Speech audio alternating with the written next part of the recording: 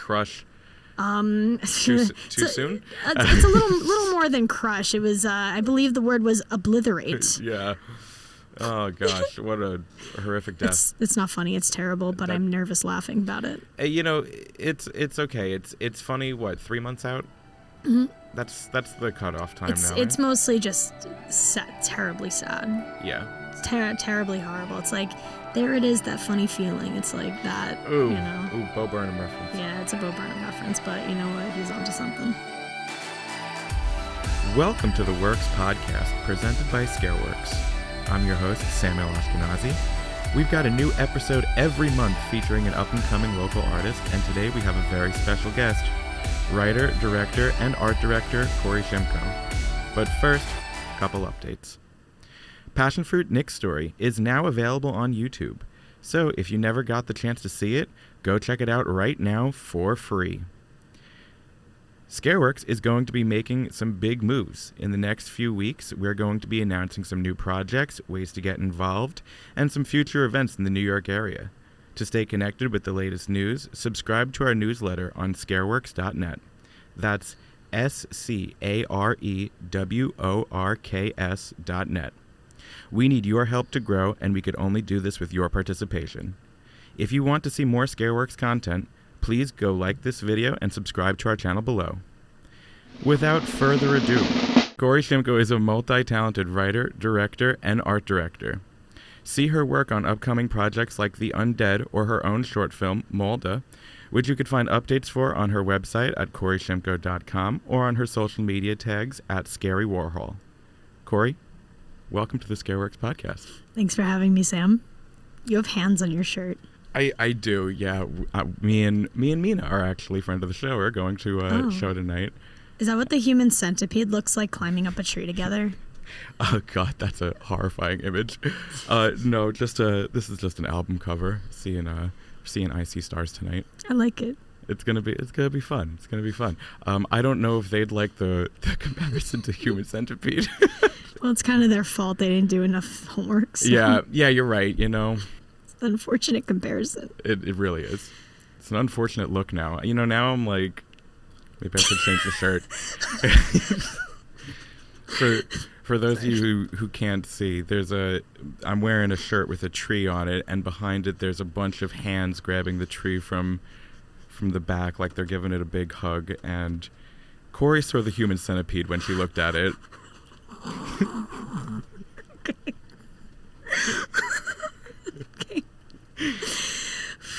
On to the agenda. So, Cori, how are you doing? How you? That's kind of a loaded question, Sam. Don't you think? Okay, I'm taking it seriously now. All right. Things are good. I am doing some artwork and set decoration work on a bunch of shorts and pilots. I'm also working part-time at the Brighton Asylum. I'm an escape room dungeon master, or whatever they call it. Cool. Yeah, and I do scare acting for Halloween there. So you're sadistic and get off on like just torturing people walking through the literally that, and I couldn't be happier. So full disclosure, like we definitely worked together recently on Molda. Do we have any updates on Molda? What's going on with her right now? God, okay, so last update for this one was probably we did one of our very last pickups a couple weeks ago. It was really, really cool. So I rented out this warehouse at night locally in Garnerville, New York, the Garner Art Center. They gave me a really great deal to do whatever I want for the night. There was no air conditioning. That was the caveat. But it was kind of a cool experience with that because the portion that I was videoing was the green screen portion where she's just like dying, falling to her death, and spoiler alert, she falls to her death because of her shitty choices. Oh God. And then we also did this part where it's like kind of like a dream type of sequence where she she sings like this song from Funny Girl, and there's a lot of Barbra Streisand references throughout because but like when I was writing it, I was just like thinking about Funny Girl a lot, so that's what I did. And then she sings My Man from Funny Girl, like the 1960s movie Funny Girl. Funny Girl is an inspiration from all the... A little bit. It was one of the many ones. So, like, can you give our listeners, like, an idea of what to expect when they're going to go see Malda? What is the idea? Well, I don't know. I still ruminate kind of on certain parts. Even though I filmed it in order, it still might not work in certain areas that I thought would work. You know, and I haven't even started editing it because of that. Pretty much, but hey, you know, that's part of the artistic process, right? You know, there's plenty of like projects that I've had, you know, that I've started and I'm like, oh wait, like I need to like re-examine this like midway through, you know, but like that's just all part of like, you know, the journey and like evolving as an artist and you know, really like finding your craft. My goal is December though. Hey, December's still good. The goal is December because I also want to pay to have like a really nice score for it as well. And I really want it to be like reminiscent of like movies that have gone by. Like I want it to be like orchestral. It can be like on a piano, but I do want it to be orchestral. But also the funny part of the portion that I filmed recently for it, the pickup. So to get around copyright, I wanted her to sing a cover of My Man by Barbra Streisand. However, you can't just put Barbra Streisand in there, and I didn't have the money to pay extra for a singing actor, even though I know she can sing now. I didn't know I was casting somebody that should be able to sing. So I recorded myself singing it, and my friends had to listen to me over and over singing My Man by Barbra Streisand, and Mina thinks I sound like a Disney princess. I think you probably sound great. No, I think it sounds pretty good. I didn't even finish mastering it or like even melodyning it like at all, and it's pretty okay. It's pretty okay. I'm sure that's a fun one to like go in the recording studio and get down. Oh yeah. Or however you recorded it. Oh yeah, no, I recorded it myself in Bud Rebel's basement. There you go. Oh, Bud, I was actually just recently on his podcast also. Oh yeah. Yeah, that was a fun day. That was a time. That was a time. I also a associate producer on many episodes of the Bud Rebel Show podcast. So. And you were also on The Undead, correct? Yes. I was the art director, production designer, any art, anything at all was literally me. So, like, sometimes I try to market this podcast to people that don't necessarily know all the work that goes into behind the scenes of making a movie. And, like, I bet you art director is a term most people have no idea what it actually entails. Can you, like, fill our audience in? Like, what is the art director doing on a set? So, an art director does pretty much everything. Well, normally what an art director does is they're the person who approves purchases from set decorators, who are the people who like buy all of the interior designs and also a lot of times design the interiors, which is like the furniture to the wallpaper to the window treatments. And a production designer is the person who kind of conglomerates that and puts that all together in each room. And then the art director kind of mostly just coordinates and approves all of those choices. And then you have like the prop master as well, who fabricates props and has to make things or special order things from people who can make those things and curate them. But for The Undead, I kind of just did all of those things at once. The joys of independent filmmaking. Yeah, no, it's beautiful. And actually, it was my first feature film that I ever worked on, kind of, so. Well, you know, that's, first off, what a great opportunity. It was really cool. You know, because you have so much, you could also get to have so much like fun doing a horror movie too. One thing that I always hate, because like horror, the genre comes like with such a connotation, like somehow lesser than the dramas or like the other movies that make it to the Oscars or the Academy Awards or any of the big like Golden Globes or something like that. But you know, like so much art direction actually goes into horror. I think sometimes even more so. Your average drama, right, taking place in suburbia, right? You know, I mean, yes and no, because there's certain like situational comedies. Like recently, I worked on a short, or actually no, it's a pilot. It's like a spec pilot for a TV show that someone I know is working on, and they needed somebody to stylize a like a underarm deodorant that is edible. And non-toxic. Yeah, so why not? I did that. I did that. And they specifically wanted it to be Old Spice. So I bought a thing of Old Spice and I like stick deodorant and I cleaned it out and I filled it with chocolate. There you go. So it was white chocolate deodorant and the gag worked so well. It was extremely funny. And they're like, damn, he's like really licking that thing. And I'm like, yeah, because it's delicious. Yeah. When you're like tasked with a job like that, you know, making edible deodorant or whatever, you know, other crazy, weird things they have you make on set, how do you like, come up with the idea to do it? You know, do you just like scour the internet or do you just, you know, sit in a corner and brainstorm for a while? Well, the deodorant thing, funny enough, I actually saw a TikTok about a few months back and I was like, I know how to do that. And I forgot where I learned it from, but it was definitely a TikTok of like some prop fabricator that just like puts their idea, you know, their things that they do on TikTok to kind of get it out there. Yeah, to get it out there and show like the things that they can do and market themselves. Yeah, so that's where I learned how to do that. A lot of like taxidermy stuff that I've had to do. That's like the main thing is I'm like not afraid of anything, I guess. And people like not when afraid I to get your hands dirty. Get my hands dirty or subject myself to some really, really disturbing things that I've had to do in the name of movie magic and prop fabrication. There we go. That's great. Lots of dead animals. When did you first start like getting into this as a career path? Well, there's a lot of answers to that question. It usually is.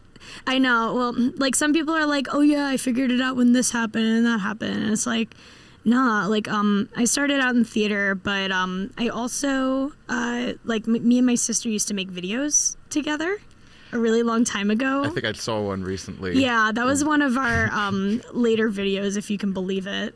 Like we used to make other videos and my dad would help me edit them because they were on like a videotape. So we would have to edit it through the videotape machine.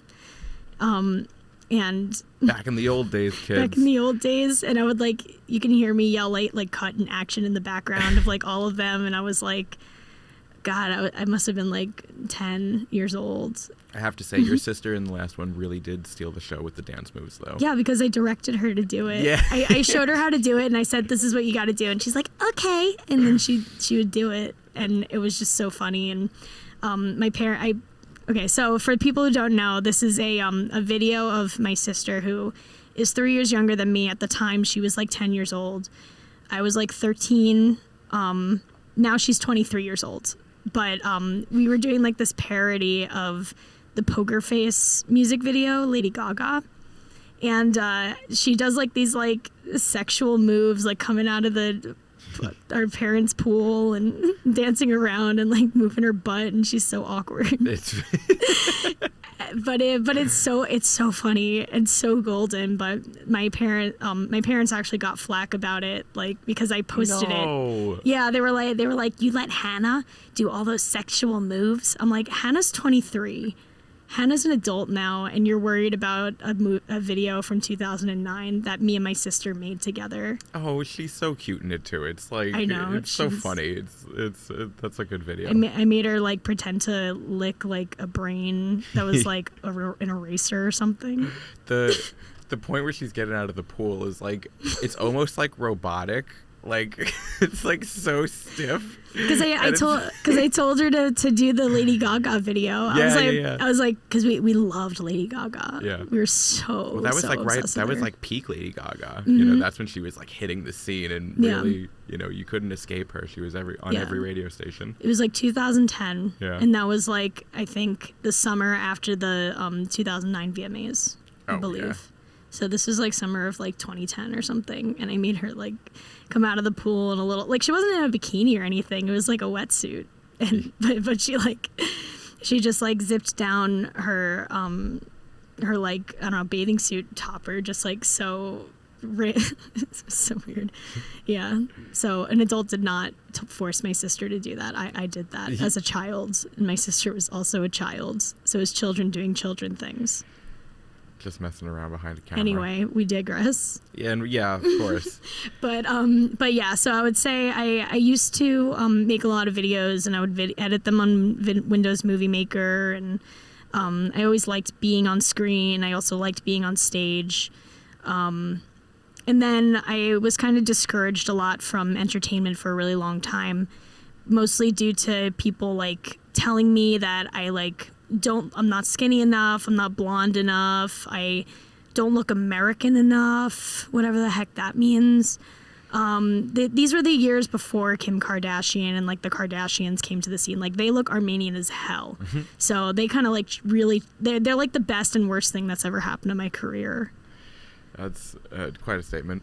It's like, you know, that's crazy. Even for behind the camera, you'd get comments about like appearance. No, not behind the camera. I decided to do more behind the camera because of that. Because of my appearance. Even though I was actually a really cute kid, I really didn't look that, I don't know, they called it ethnic.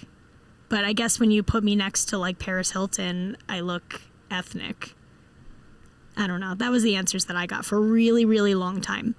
But I get a lot more on-screen opportunities now, like when I'm older for some reason.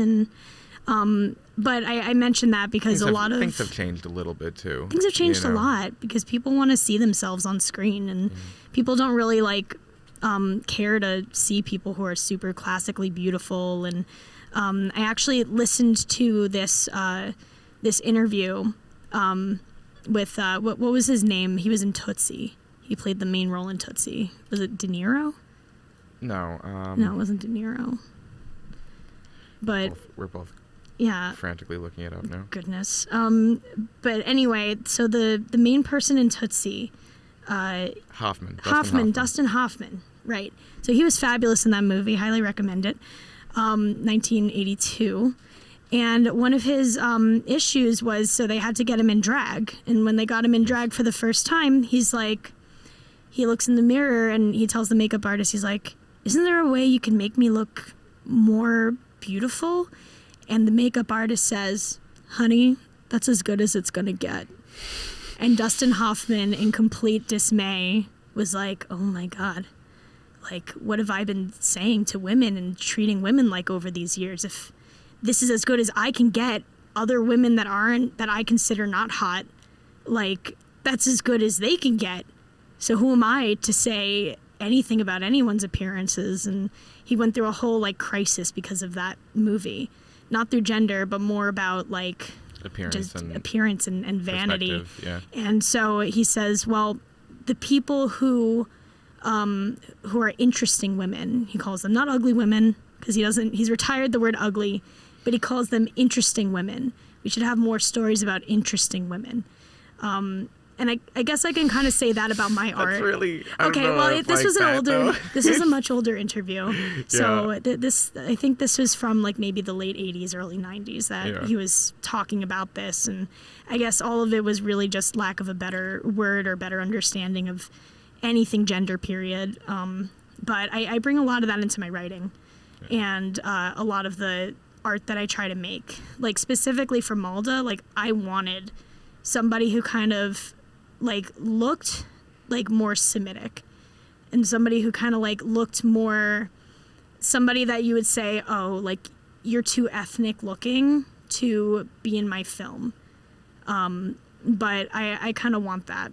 Like it's like a person can still act like the most beautiful woman in a room, even if they technically are not the most beautiful woman in a room. And I think it's still believable if you have the walk and the talk. Right. It's about how you hold yourself. Yeah, for sure. Absolutely. But that's what I kind of aim to do. I aim to do like stories about, I guess, for lack of a better word, interesting women, as opposed to the classic kind of things.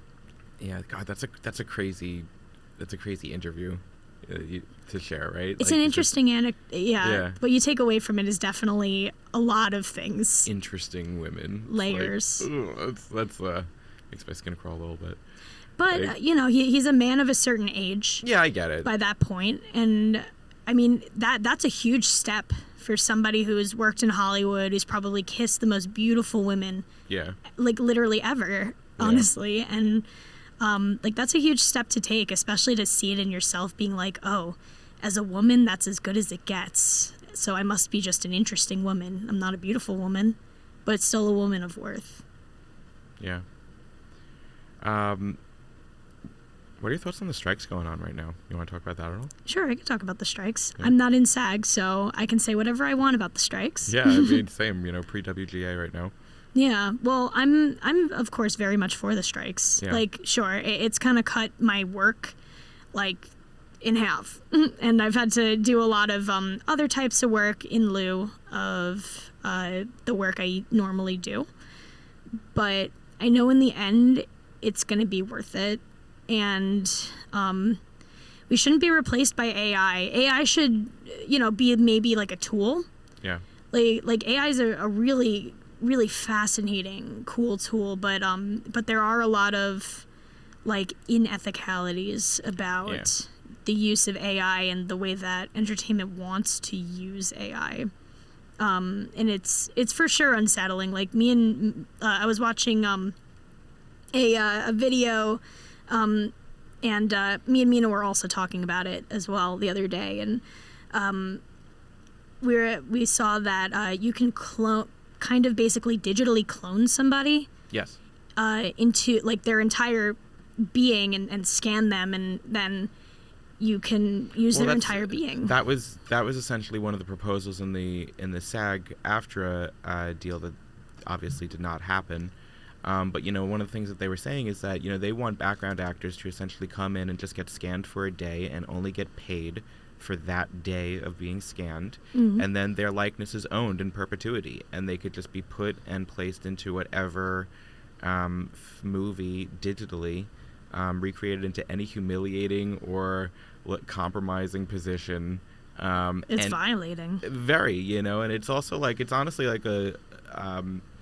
willfully giving up your own rights, in a lot of ways, because keep in mind too, right? So it's like if they go to Warner Brothers and sell their image to Warner Brothers, first off, you don't know the implications of selling your face to a company like that, but also you can't also walk over to Paramount and sell your face to them either, because Warner Brothers already owns your face. Yeah, although a guilty want has arisen from this for me.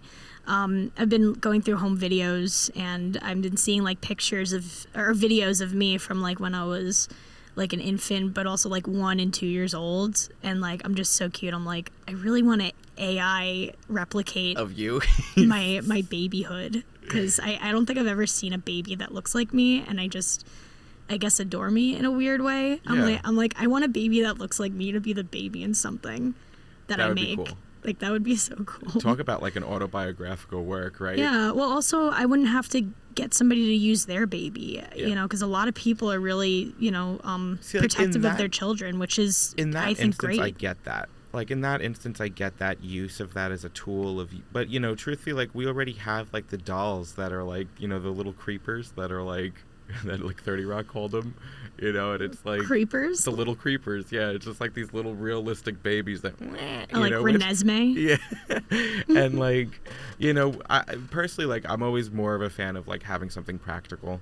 Mm-hmm. Even if it's a doll and maybe it's less than convincing in that moment, I still think that the actor holding the doll will give a better performance with something in their hand versus holding a sack of green screen, you know, to like put in something later. See, that's the flip side of it. Yeah, you know, I mean, I think that performance will be so much more genuine. You know, it's the same.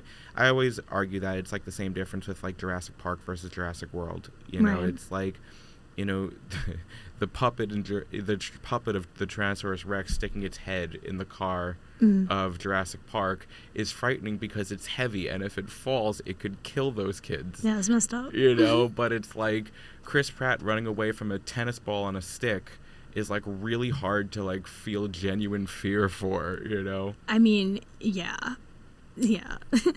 Like, actually, I also have another little anecdote about green screen acting and things like that. So, actually, one of the main influences of Malda was Death Becomes Her. I actually have a list of all of my influences on my Letterboxd, if you want to check it out after this interview. But link in the description below. Yeah, we'll put a link in the description below if you so choose, and you can click it and you can look at the Letterboxd. Make a Letterboxd account. It's really fun. But anyway, so the movie that I'm referring to is Death Becomes Her with, Meryl Streep and Goldie Hawn and Bruce Willis. Yeah, but the whole caveat of that movie was that the majority of it was filmed with green screen, and this was 1991 when they filmed it, I believe. And that was like the very beginning of seeing like, oh, we can green screen pretty much an entire movie and have it look good. So they found Meryl Streep had a lot of issue initially with like acting with the green screen, because she's like, I don't have any motivation, and it's really hard to not have any motivation. And like originally, I'm sure her answer is different now because she has more experience with it as an actress that's been in the game for much longer at this point. But she really had some like issues, like she talked about it on like TV shows and things, that the green screen there was like a divide of like being able to give good motivation and reaction to all of the little special effects things that she was supposed to do. And she said that was actually one of her least favorite movies to do. Yeah, at the time. She said it was least favorite. Because you have to force so much fake emotion, you know. It's so much easier when you have something in front of you to act off of. Also, you have to rely so hard on the director. If you don't have a good director who really cares about you getting your motivation correct and really you know, like telling you what's happening, and blocking. I mean, blocking has to be almost perfect in order to get it correct in post, and like, so that's also another thing with like green screen and not doing on location work. I just saw that this article came out of the Venice Film Festival a few weeks ago, or not even a few weeks ago, probably a few days ago. Well, I guess a few days ago when this is being recorded. Whatever. Anyway. So this article came out of the Venice Film Festival, and you know, you have Harmony Korine over there debuting an entirely AI movie. He did. He's such a. I gritted my teeth reading the whole article, but like towards the end of the article, they talk about how Tom Hanks is sitting there, and he's saying, well, you know, I could see myself acting posthumously, you know, on the screen for years and years to come. Well, I mean, you know, it'd be great for someone's estate, but I think part of the problem is also if you don't have the right to your own likeness, then you're not going to make money off of it. And they're thinking of pushing a bill that says that nobody owns AI generated anything. Yes. If it's AI generated, you cannot make money off of it, and you cannot copyright it. You could probably maybe only copyright the algorithm of it if you're the creator of the algorithm of it. However, you cannot copyright AI generated material. So, you know, do you think that's going to hold though? You know, because there's already movies that have implemented AI. I mean, if you look at Avatar, you know, I mean, a lot of that movie is, you know, aside from CGI, but I mean, you know, Cameron has been really pushing the AI behind the scenes, I think. I mean, I think he has, but he's also somebody who sorry, moving my chair. He's also someone who's like very ethical. Yes. You know, in a lot of ways. Like like when the that submarine went to the bottom of the ocean and stuff. Like, he had a lot to say about that situation and the ethics of it. And well, I mean, he like does that, you know, like just as a hobby. Like, he travels and explores like that and goes to those kind of places. I mean, he had a lot to do with like funding Titanic research. Post that movie. Yeah.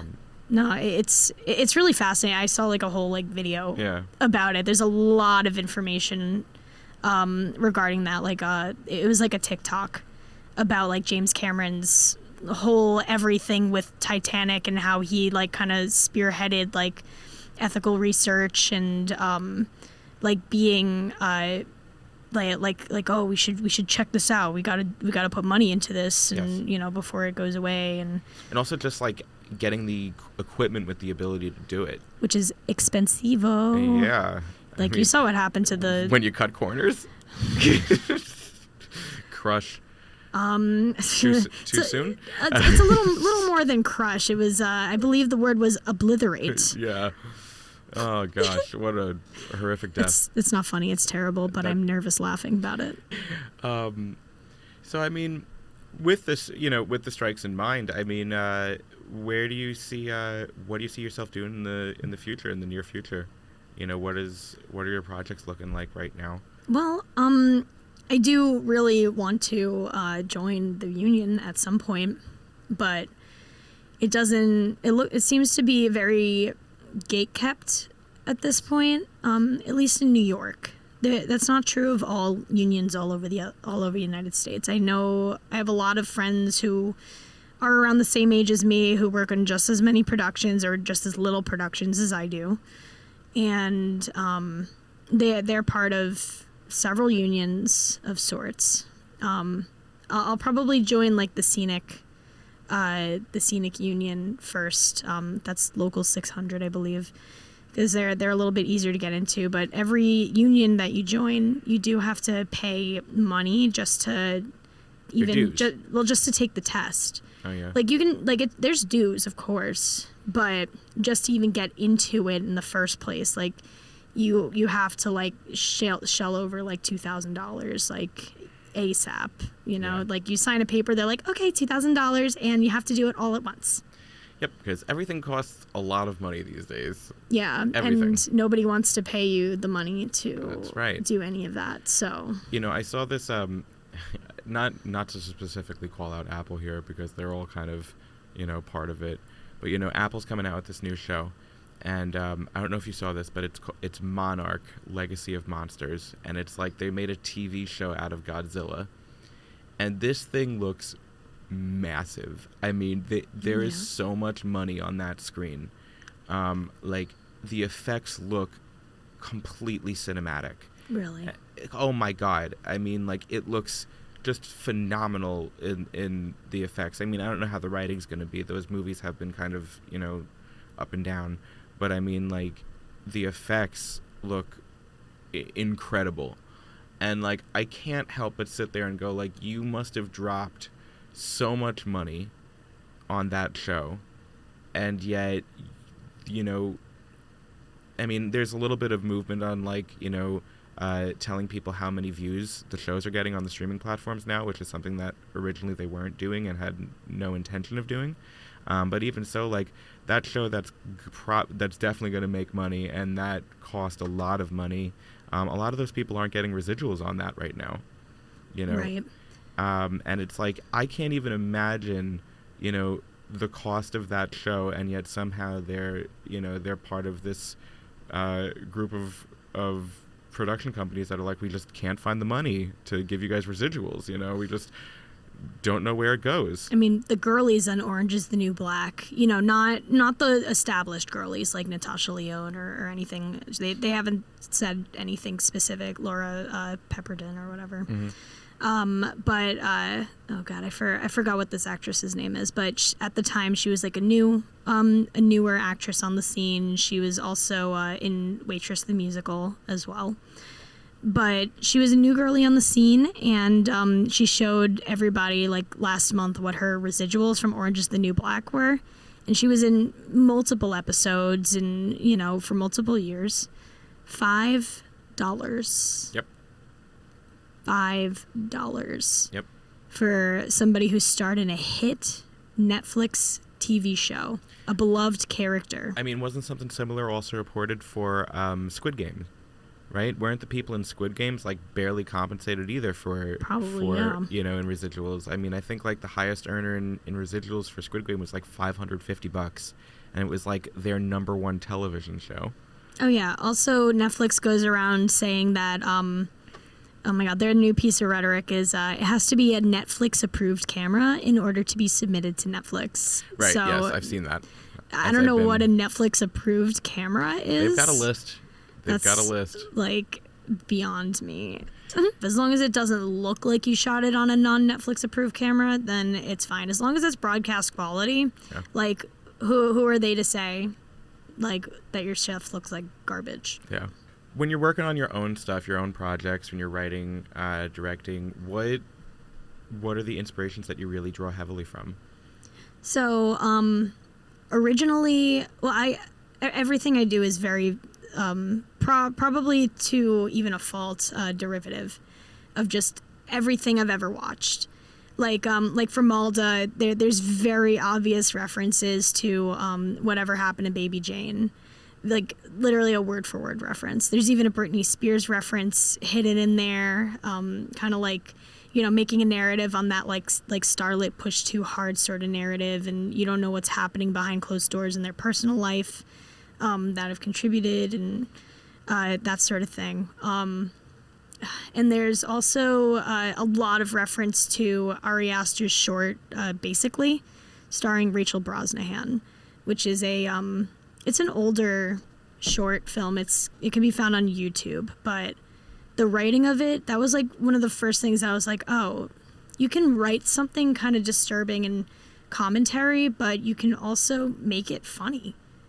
Like, you can make stuff, like, disturbing, but also actually genuinely funny with, like, real jokes that have a punchline. And, I mean, it's a sick thing to do, but, you know, we're also living in the future where, you know, anything goes sometimes. It's, you know, it's funny, like, there's been time, like, so it kind of depends, I guess, on how, like, the comedies mesh with the horror, right? Because I was, like... I'm always in the minority when I say this, but I was not like a huge fan of Scream, you know? I wasn't either. I thought it was good, but it's not a favorite for sure. Yeah, like I understand kind of why it cemented its place in the culture, but like when I look back on it, like I feel like it ushered in this wave of too much comedy and horror, you know, for a while. And then it's like as that happened, like the genre generally got taken less seriously. And then as of the last 10 years or so, there's been this significant push to kind of get that stigma away, I think. Like, you know, you've seen this really mature evolution of horror from, like, Jordan Peele, you know, or Babadook, or Ari Aster, or Eggers. Well, let's also talk about Ari Aster for a second, because he's one of those people that's really successfully married those two concepts in... Yeah. You know, in a non-cheesy, non-overly campy kind of way. Because part of, like, the older comedy horrors was they relied on slapstick. They also relied on awkward timing. Yep. And there was no real punchline other than, ha, lady got taken through a wall. That's crazy. You know, but Ari Aster... like thoughtfully writes scripts with like real genuine like this is a joke, but the punchline is so messed up it's gonna have you laughing for all of the wrong reasons, and you're gonna feel terrible about it. However, it is genuinely funny. Yeah, I mean, I felt that during Beau is Afraid. Yeah. You know, Beau is Afraid, especially that first act of Beau is Afraid, where he's like really in all of his anxieties wandering around in public. You know, I feel like the comedy in that is like completely meshed in, you know, and you really see that work in like an effective way. Well, Patti LuPone playing like a Jewish mother, I learned recently, I think that might have been a slight reference to her character in Driving Miss Daisy, 1989. That movie, if you get to see it, is a one-time watch. It's kind of slow and grueling, beautifully shot. Yeah. gorgeous filmmaking, because back then they were using analog film, and so for them to take that much care with the shots that they did is actually really nice. Like now digital, you can do anything. It's really not that impressive that you got a couple of like shots of leaves driving over a countryside. Like it's like, okay, you were like, oh, I saw that in a movie once, so I'm gonna get some B-roll of that. But well, there is something to be said too, I mean, about film, because I remember like, this past couple, weeks, we had Oppenheimer playing digitally and in film. Yeah. And it's like, I saw both, and like, you could definitely tell the difference, Sure. when you see it, the film version versus like the digital one. I thought especially in the black and white sequences, it's like, you see a whole different texture kind of brought to the screen. Yeah. And like, I do think that there is kind of something lost when you do go into the digital space, because I mean, digital photography, don't get me wrong, looks beautiful. I mean, we've been able to capture such amazing things in the digital landscape, but there is something kind of just warm and crisp to a film look. Also genuine. There's something genuine about it. Like I've worked on a couple of shorts this year that are very reminiscent of like high school, college movies of the 90s, and all of those were shot on film. And here's a really good example. The movie Election. That was shot on film. That was shot in the 90s. Great film if you get to see it. It's kind of like, I like to think it's in the same universe as Ferris Bueller, where Ferris Bueller grew up, and now he's this like teacher, and God, what's her name? I'm just not remembering names today. Reese Witherspoon. So Reese Witherspoon is a cut student. Out the dead space. Yeah, I know. That's why I'm trying to leave the room. But so Reese Witherspoon, she's like playing this like child or whatever, and all of the comedy is so just smartly written, and they don't just rely on one form of like slapstick or anything like that. They kind of really rely on like a story-based sort of style, where it's like, oh, did you know a secret of this? And it's like basically a whole story kind of laced together by everybody's secrets about each other in a way. I don't know. At least that's the way that I see it, the way that it was kind of written. Cool.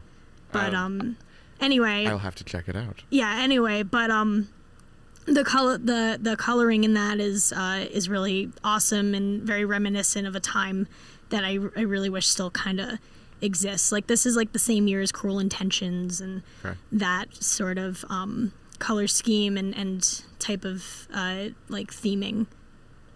But yeah, it's I remember reading too, like a few years back. Do you remember Mother?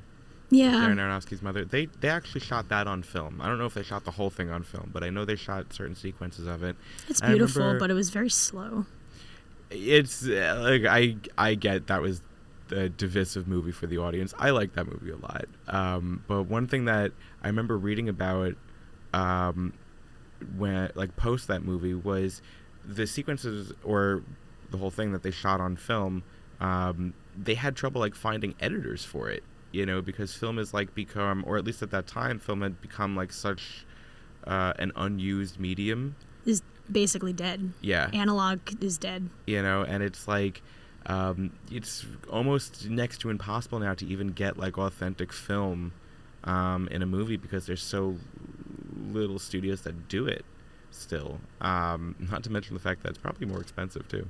I mean, by far, you'd probably have to like hire some like a veteran like Spielberg. Do you want to go be an editor on this because you're the only person that knows how to do it in this town? Yeah. Like I could see that happening, or hitting up like being like, George Lucas, do you want an extra like $10,000 to do a favor for me? Like, because those are the only people that really remember how to do certain things like that. Yeah. Like apparently with Jaws, it was Spielberg, right, for Jaws? Yeah, absolutely. Yeah. So there's a lot of stories of like Spielberg, like at the editing table, like cutting and pasting and doing all of that, like with editors, and you know, he was very, very hands-on. I mean, they had such a tough time with Jaws in general. I mean, that whole movie was kind of like a nightmare shoot, you know, because I mean, the shark doesn't work, you know, and then the edit's annoying, and it's like, I mean, they had so many technical difficulties on that movie, and yet, you know, it's still a classic. Yeah, to a point where they call it cursed, but it also inspired like years and years of SFX improvements as well. So the experiment kind of worked in a way. I don't know if I'd call them improvements. You know, like, here's my thing, right? It's like, you know, every shark movie that's tried to emulate Jaws since then has not used an animatronic, and none are as convincing. However, I think part of it was also maybe a scheme for the theme parks, because I mean, the theme park shark does also break down a lot, and I think because of that they closed it down in Florida. Like, there's no Jaws ride in Orlando anymore. I think they still run it in California, but I'm not 100% on that. But I don't know, I guess underwater animatronics are kind of out of vogue because of just expense, which is quite a shame. I love animatronics. It's another one of my like micro obsessions, I guess. Well, that's the thing, right? Is like, you know, again, just going back to the practical effects, though, like, there is something to be said that, like, when the shark does finally appear in Jaws, it's like, it's undeniably there, and it definitely does not feel like a cartoon, you know, swimming around Blake Lively on a rock. It is definitely there. That is for sure. Yeah, it's a good review of it, right?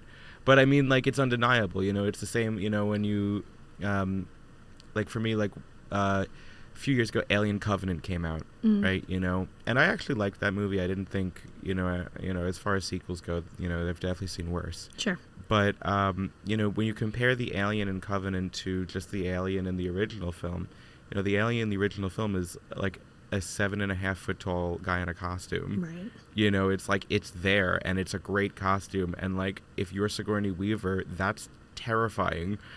But also, Sigourney Weaver, am I right? Yes. Oh yes, Queen. Yeah. No, Adore her. I love now that every time I see her, like, she's like appearing in some random sci-fi or like horror movie as like the ultimate cameo. She was in Holes. Have you ever seen Holes? Like, yeah, the Shia LaBeouf movie, right? Me talking to the fourth wall. I know you've seen it. Me talking to the audience. Have you seen Holes? Because if you haven't, you should really see it. It's a wonder. That's the thing that's going to be like clipped out of this. Have you seen Holes? That's going to be the audio that people take away from this. Yeah. Oh, but another thing I want to add on commentary of just story making and story writing. Yeah. Lately, I find myself kind of doing a lot of like autobiographical kind of type writing. Like, not necessarily writing word for word things that I've, like, situations I've been in, but it's more like I take personal experiences and put them into, like, writing and stuff. And, like, I'm currently working on, well, this one's kind of autobiographical a little bit, like, actually, in a way, because there was this moment that I had with my grandmother where we went to go and clean off my grandfather's grave, and because she really wanted the headstone like cleaned down, but my grandma's also very eccentric, and she just like babbles on and Grandma, I hope you're not listening. No, she doesn't listen anyway. She says she can't hear and can't see, but she hears me running around the house touching things. Yeah, okay, so this last week I actually had to stay at her house because she came down with this like horrible, terrible like cold. It's almost kind of like COVID-like, but they didn't say it was COVID. She getting better? Oh yeah, no. She's running around the house, ran 5 stories of steps literally the other day. Like a maniac. Yes. And she also recently got off of Xanax as well. So my grandma is like full ADD mode, like back to like a normal self that I never got to know in my life until now. It's rewarding, I would say, nice. To say the least. I actually interact with my grandma and go, oh wow, so that's who else this happens to. Nice. And yeah, so like I had to deal with like 4 days of her coming to the room that I was sleeping in saying, Cori, she says she can't get up, she can't walk, she can't see, she can't hear, but she comes to the room and goes, Cori, can you put a wet washcloth on my forehead? It would make me feel better. And then she walks back to her bedroom and lays in bed waiting for me to put a wet washcloth on her head, as if she couldn't do it herself in the moment, but she wanted me to do it because she wanted to feel taken care of. And I asked her, I was like, why do you want this wet washcloth on your head? Why do you keep like having your hands on your head? You never do that. She's like, it makes me feel safe. So I'm like, Grandma, that's so crazy. And she doesn't have dementia, just so all of you know. Like, she has so much white matter in her brain. It's like, she's so far from dementia. It literally doesn't exist for her. So she's literally acting. We know this for sure. No, she has very specific needs. But my grandma has been actively overstimulated with her medication changes as of late. So she's acting very something different, and it's very funny. And it's finding its way into your work. It is. I mean a lot of Malda actually kind of is very inspired by my grandmother. She's this like Jewish lady from the Bronx. And she tells the same stories over and over again with all the same inflections and in all the same ways. And she doesn't like people touching things in her house, which when she was sick, like too sick to get out of bed this past week, I actually went around her house in the middle of the night thinking she was asleep, and I touched things that she said I couldn't touch because I wanted to say, Grandma, if you hear this... I just wanted to say, no, I'll tell her at some point. She's going to kill me. I'm like, Grandma, what if I told you I touched everything in your house? She looks at me and says, you're dead. And I'm like, oh, okay. She's like, you better not have. You'd be in big trouble. So let's leave off with this. Does she have a favorite story to tell? My grandmother? Yeah. Well, let me kind of just like leave it off with telling you a little bit of like the story of what's kind of going to come about of this like short that I'm trying to tell. So it's pretty much word for word of like me and my grandmother going to the cemetery together, and she kind of goes into this epitaph of talking about her life with her late husband Alan, who's my grandfather. He passed away in 2017. He was so funny. He was like, had your sides hurting. Like, he would say, I have a piece of advice for you. And I'm like, yeah, what, Grandpa? And he'd say, a wet bird never flies at night. It's an anti-joke. It's a really old anti-joke from like God knows what year. But it's just hysterical the way he would say it because it meant nothing at all. So that's what I decided to call the short. It's going to be called A Wet Bird Never Flies at Night. Nice. And great title, though. Thank you. It's like, honestly, that's great. But yeah, he was really cool. He was an audio engineer, and he had so many amazing interests. And yeah, he was a wonderful guy. And my grandmother just absolutely adored him. And every time we go to his grave, she goes through this. She has OCD to a fault, and she goes through a routine every time we go to the cemetery where she kind of like grovels and goes, oh, Alan, why did you leave me? Why did you leave me? And it's like, he died of cancer. He didn't want to, like, he did, you know, but she goes through that whole, like, thing of groveling. Like, she even was like, oh, I wish you could just reach your arm out of the grave right now and just be okay. And you'd hold me and we'd hug and we could just walk away and go home together. I'm Might like, be like traumatizing. I'm like, Grandma, you want Grandpa to be a zombie and come out of the grave? She's like, no. No. She's like, you know what I mean.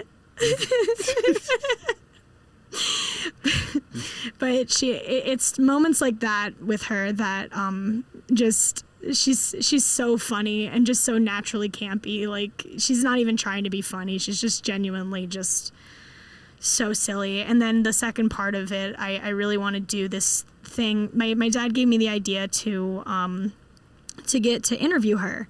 And my dad's like, well, why don't you interview the lady behind the video that you wrote about? And I'm like, okay, that's a cool idea. So I thought about it. I'm like, I can't just have her like just do a sit down interview because she'll dumb up in front of the camera. Like, she's not a performer or anything. Sure. Nor does she ever want to be. So I'm going to do it under the guise of having her give me like an MTV style, like Cribs episode, where she kind of like takes me on a tour around the house. Because every single thing that's in her house and every relic, every interior decoration has a story behind it that she likes to tell, and how she found it, or how she got it, or if she found it on the side of the road or stole it from somebody accidentally. Like, there's a million stories behind every single weird piece in her house. So I think full of history. Full of history of sorts, I guess. Gossip. So, I mean, not necessarily gossip, but definitely stories that she likes to tell, and most of them are like memories of my grandfather that that kind of like she keeps in the house because it feels like he's still alive, and his spirit's kind of still alive within all of the things that they curated together while he was still alive. Keeping his memory intact. Yeah, so it's definitely cathartic, but it's also really cool, and it's going to be very strange to direct somebody who's playing me. Yeah. I'll probably like cry and need some emotional support from somebody. Well, I will be there for you. You should definitely come. It's going to be one location, so easy peasy. All right. Yeah. Well, that concludes this episode of The Works podcast. I'm your host, Samuel Ashkenazy. Thank you for listening. Please give us a like if you like this episode, and hit subscribe if you're new here. Check out Scareworks Movies playlist and subscribe to the Scareworks newsletter on our website. The Works podcast is recorded at Audio Workstations in Bohemia. Our audio technician is Just E. This has been a Scareworks production. Cori, thank you for coming out with us today. Thank you, Sam. And we'll see everybody next time. Bye.